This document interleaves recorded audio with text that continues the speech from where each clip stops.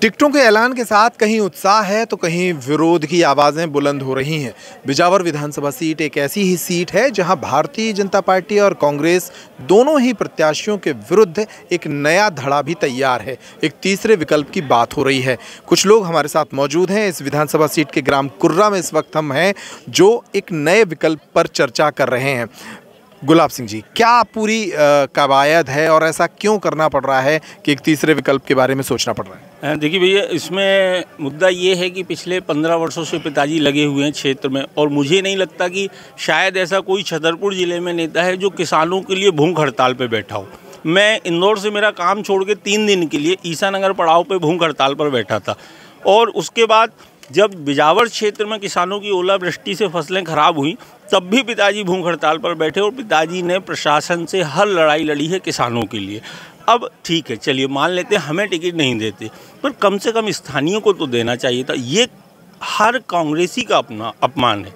एक जैसे हमने एक बूथ कमेटी बनाई, 1200 लोग हैं, उन 1200 लोगों को भी मिला लें, सेक्टर अध्यक्ष को मिला लें, मंडल अध्यक्ष को मिला लें, ब्लॉक अध्यक्ष को मिला लें, और बिजावर के जितने कांग्रेस पदाधिकारी हैं, अगर आप एक का नाम बता दें जिन्होंने चरण यादव का नाम वहाँ पर सजेस्ट किया हो, तो मैं स्वीकार करने को तैयार हूँ कि ठीक है, उन्हें टिकट दिया। इसलिए अब सीधी सी बात है, आर या पार की बात है, बात सम्मान पे आई है तो उसका जवाब दिया जाएगा। एक आपने कहा आर्या पार की बात है। आज अपने गांव में इतने सारे लोगों को इकट्ठा किया, से क्षेत्र के लोगों से चर्चा हुई, क्या इसका परिणाम क्या निकला और क्या नतीजा जनता को देखने को मिलेगा? जी देखिए, केवल पिताजी ने एक फेसबुक लाइव चलाया और पिताजी ने अपील की कि मैं चाह रहा हूं कि आप लोग मार्गदर्शित करें, और आपने देखा कि कितनी भारी संख्या में यहां पर भीड़ आई, और ये पिताजी के प्रति जनता का प्रेम है। तो कहीं ना कहीं ये जो प्रेम है, ये प्रेम हमें आदेशित कर रहा है कि हम आगे कुछ ना कुछ एक्शन लें।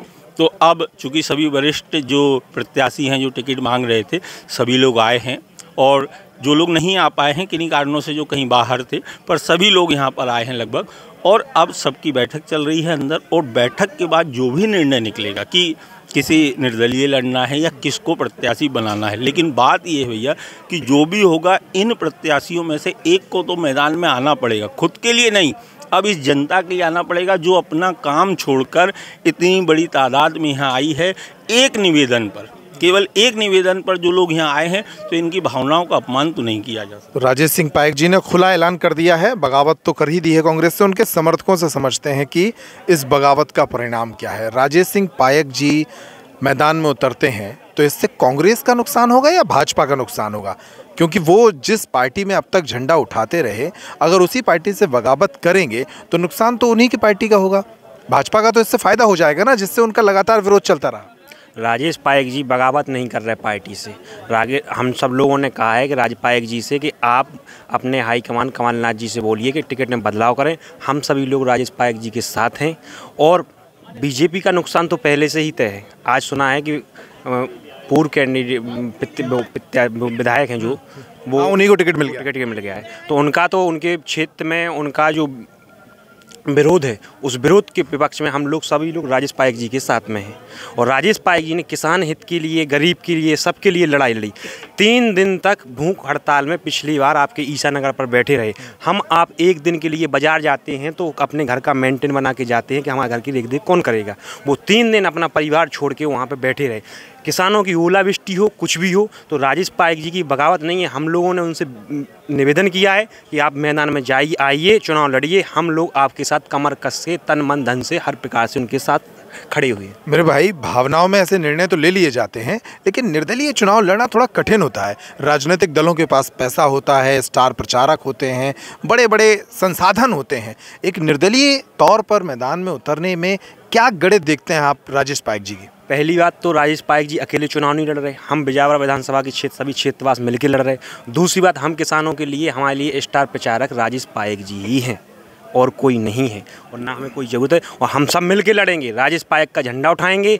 और एक बार आपके माध्यम से कमलनाथ जी से अपील कर रहे हैं, माननीय दिग्विजय सिंह जी, माननीय राष्ट्रीय अध्यक्ष जी, आप विचार कीजिए बिजावर विधानसभा की टिकट पर कि आप बाहरी को लेके आए जिनको लिए कोई नहीं जानता। आज आपने चरण यादव जी से पूछा जाए कि आपके गांव में, आपके बिजावर में कितनी ग्राम पंचायतें हैं, तो वो आज उसका भी उत्तर नहीं दे सकते। हमारा मानना है, और कहाँ कौन है कौन आपका कार्यकर्ता है? झांसी कोई नहीं जाएगा, अपनी समस्याएं लेके क्षेत्रीय स्थानीय विधायक को सब सुनाएंगे। तो मूल बात यह है कि झांसी कोई नहीं जाएगा। आपको बता दें कि चरण सिंह यादव झांसी से आते हैं और उन्हें यहाँ कांग्रेस ने प्रत्याशी बना दिया है, जिसको लेकर ये पूरा विरोध है।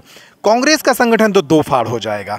ऐसे में क्या फिर वजूद बचेगा यहाँ पर राजेश सिंह पायक के साथ जो चुनाव लड़ने निकले हैं लोग उनके पास?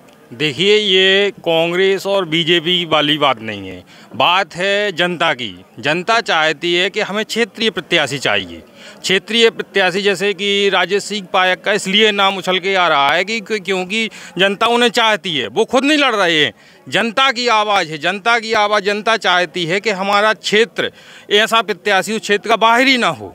जैसे कि उदाहरण दे चुके हैं पिछली बार जो बाहर के प्रत्याशी आए थे, तो इन्हीं ने ये एक नारा लगाया था कि बाहरी को हटाओ और क्षेत्रीय प्रत्याशी लाओ।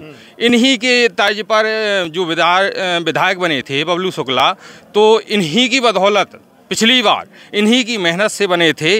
अच्छा, उन्होंने जनता की उतनी अच्छी वो नहीं कर पाई, जो मांगे थी खरे नहीं उतरे, तो जनता नाखुश है उनसे। अच्छा, नाखुश की वजह से जनता की अब पुकार इन्हीं पर टिकी है कि इन्होंने आवाज़ लगाई थी जनता के लिए, तो जनता उन्हीं से आशा रखती है कि अब की बार इन्हीं को टिकट मिले। ठीक है, कांग्रेस ने नहीं दी है तो वो जनता चाहती कि ये निर्दलीय भी लड़ें तो हम लोग साथ देंगे। राजेश सिंह पायक जी के पुत्र हमारे साथ हैं, क्या विकल्प बचते हैं? निर्दलीय लड़ेंगे, किसी और पार्टी के साथ जाएंगे? भैया, पहले तो क्षमा चाहूँगा, आपकी बात का मैं जवाब बाद में दूंगा। पहले जो आपने प्रश्न किया था कि कांग्रेस यहाँ दो धड़ों में बढ़ जाएगी, पहले मैं इसका जवाब देना चाहूँगा। आपको ध्यान हो 1923 में कांग्रेस पार्टी में दो धड़े हुए थे। एक धड़ ये कह रहा था कि चुनाव नहीं लड़ना है। 1919 का जो एक्ट आया था, तो कुछ लोग का ये कहना था कि नहीं साहब, हमें असेंबली चुनाव में पार्टिसिपेट नहीं करना है, क्योंकि ये जो बिल आया है ये ठीक नहीं है भारत की जनता के लिए। दूसरा धड़े का ये मानना था कि हमें चुनाव लड़ना चाहिए, असेंबली में पहुंचना चाहिए और असेंबली से आवाज़ उठाना चाहिए। तो आपको याद हो अगर अंकुर भैया, तो 1923 में स्वराज पार्टी का गठन किया गया कांग्रेस के अंतर्गत ही, और आज बिजावर में भी वही हो रहा है। आज बिजावर में कांग्रेस दो धड़े नहीं हो रही है, आज बिजावर के कांग्रेसियों का मन एक है, वो आपने यहाँ देखा है। आज बस बात हो रही है सैद्धांतिक मतभेद की, और सैद्धांत ये कहता है कि अगर गलत हुआ है तो पार्टी से बगावत नहीं करना है, पार्टी के साथ रहकर ही सुधार करना है। तो अगर 1923 में स्वराज पार्टी ने चुनाव जीता और बड़े बहुमत से चुनाव जीता, असेंबली में गए और वापस स्वराज पार्टी का विलय किस में हो गया? कांग्रेस में हो गया। कांग्रेस कमज़ोर नहीं हुई थी, वो निर्णय जो तात्कालिक, ठीक है, वो भावनाओं पर लिया गया था। जैसा कि आज जनता भावनाओं पर कह रही है कि आप लड़ जाइए, भावनाएं ज़्यादा प्रबल होती हैं। आप भी जानते हैं कि जब व्यक्ति भावुक हो जाता है तो ना सामने पैसा चलता है, ना धन चलता, कोई चीज़ नहीं चलती। तो आज ये जनता भावुक होकर बस 1923 का इतिहास दोहरा रही है कि कांग्रेस से विरोध नहीं करना है, किसी दूसरे दल से चुनाव नहीं लड़ेंगे, निर्दलीय हम कांग्रेस के अंदर रहकर ही चुनाव लड़ेंगे। और जो कलंक कुछ तथाकथित छतरपुर के नेताओं ने ये फैला रखा है, रूमर्स जो फैला रखा है कि बिजावर में तो कोई प्रत्याशी है ही नहीं जो कांग्रेस से जीत सके। अरे भाई, तुमने बिजावर के व्यक्ति को टिकट दिया कब? 2018 में आपने बाहरी प्रत्याशी पटक दिया, अब 2023 में आपने बाहरी प्रदेश का पटक दिया। तो इस समय तो अंकुर भैया विचार करना पड़ेगा। इतिहास हम इसीलिए पढ़ते हैं कि हम उससे कुछ सीख सकें। तो 1923 में कांग्रेस के जो लोग चुनाव लड़े, जो असेंबली में गए, उन्होंने बगावत नहीं की, वो थे कांग्रेस के साथ ही। तो मैं वही निवेदन पिताजी से 2 दिन से कर रहा हूँ कि आप कांग्रेस के अंतर्गत ही चुनाव लड़ें। आज भी आप देखें इन तख्तियों में वही कलर है जो कांग्रेस का कलर है। आप ठीक बात कर रहे हैं। आपका कहना आसान भाषा में कहें तो कांग्रेस की आत्मा आपके साथ है, चुनाव चिन्ह चरण सिंह के साथ है। बिल्कुल आप यही कह रहे हैं। फिर चुनाव चिन्ह क्या रहेगा? चुनाव चिन्ह जो भी रहेगा, चुनाव चिन्ह जो भी रहेगा, हम कांग्रेस के साथ चुनाव जीतने के बाद भी रहेंगे। और ये मैसेज पूरे प्रदेश में मैं ये फैलाना चाहता हूँ कि देखिए, कई बार घर में बड़े बुजुर्गों से कुछ गलतियाँ हो जाती हैं, हमारे माता पिता से भी होती हैं, जानकारी के अभाव में, या कोई उन्हें मिसगाइड कर देता है। संभवतः यही हुआ है, वरिष्ठ नेताओं को मिसगाइड कर दिया गया है कि यहाँ कोई जीतने वाला है ही नहीं।